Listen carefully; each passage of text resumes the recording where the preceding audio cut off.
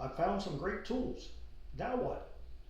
Hey there friends, welcome back to Ancient City Craftworks. If you've been watching any of my videos, you've probably figured out by now that I am a gatherer of tools. I call myself a gatherer because I am not a collector. I don't have specific brands or styles that I'm after. What I do is I go to flea markets, antique shops, yard sales, estate sales, things like that. And when I find an interesting tool that I think is a good value, I pick it up. No real, I guess, purpose or design to it. I get what I find.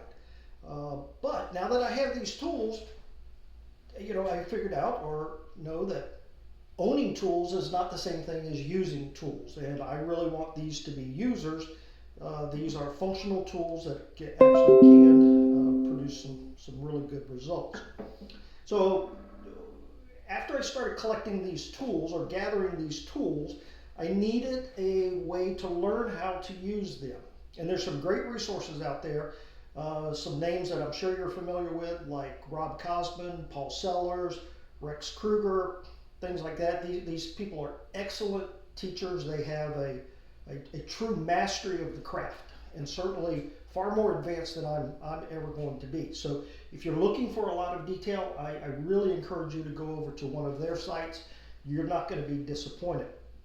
But my particular style of learning is I'm very detail oriented, I'm very curious, and I want to know the why rather than just the what or the how. So I need to understand kind of the details behind that, and I really didn't find any resources out there that were going to help me on YouTube. So I started digging around. A couple of people referenced a book by Otto Saloman, written in 1891. So this is a book on teaching teachers how to teach children to begin woodworking. One of the aims of the book, and I have a whole video if you're interested in that kind of stuff. I have a whole video on the aims and principles of Sloyd and why it's laid out the way it is. But one of the guiding principles of Sloyd is to teach children to be self-reliant and get them engaged using their hands and building useful items. Okay? This doesn't apply just to kids. This applies to us as adults as well.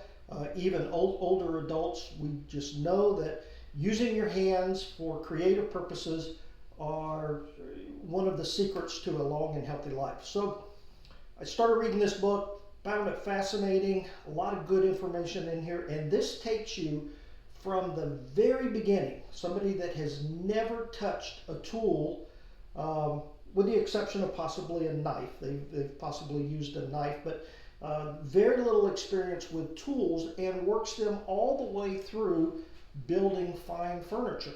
So that really intrigued me. So this book, Teacher's Handbook of Sloyd, then led me into this book, which is the Sloyd System of Woodworking, and these two books are complementary. You can get both of them for free on the internet, and I'll put links down below on where you can find them. The books are considered culturally relevant and important, so several different sites have made these available for free that you can read them. I personally like having the books in my hands and as I read them. So I am working my way through all of the courses and activities that are laid out in these two books. We've got to distinguish between the two. Otto Saloman has a series of what he calls exercises. I really would refer to them as skills, and there's 88 of them,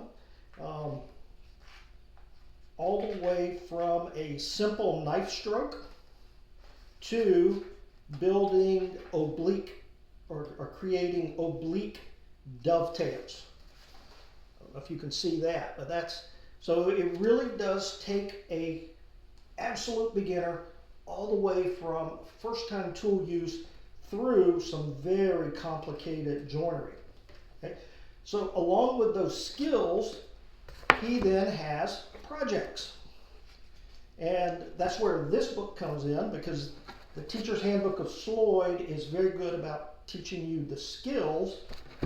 The Sloyd system of woodworking talks more about the projects that you have to build. So very early on in the projects, you're going to build things like, look at this, your own tri-square. Isn't that cool? You're going to build plant pots, a handled tray. Now these are all beginner projects with hand tools. And you are going to wrap up, if you do the whole thing, you are going to wrap up, let's see if I can find it here. Sorry I didn't mark my page. But you are going to end up building things like, oh, look at that, picture frame, a candle stand, a bucket. I think we're going to skip the bucket. We don't really need buckets. But a full-size cabinet. Can you see that? That doesn't look like it's coming through, but it's a full-size cabinet with doors, with hinges that you hang on the wall. All of these are considered basic hand tools. So we're going to go from the 88 skills to 50 projects. As you can probably imagine, this is going to be a long series to get through. I don't know how long it's going to take me to focus on 88 skills and 50 projects, but I am going to work my way all the way through these two books. And what we're going to do is first, we're going to learn basic skills. And then as we learn the skills that are required, then we're going to jump over here to the basic projects. So for example, if we're going to build a scoop, okay, see that scoop? What are we going to have to do? We're going to have to know sawing, long sawing, face planing.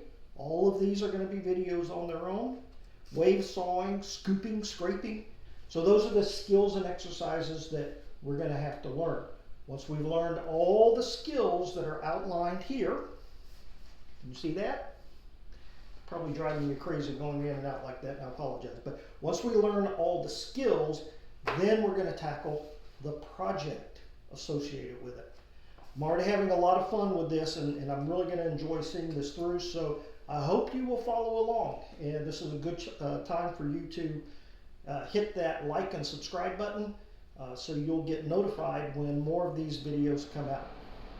Okay, friends, that's going to wrap it up. Take care. God bless.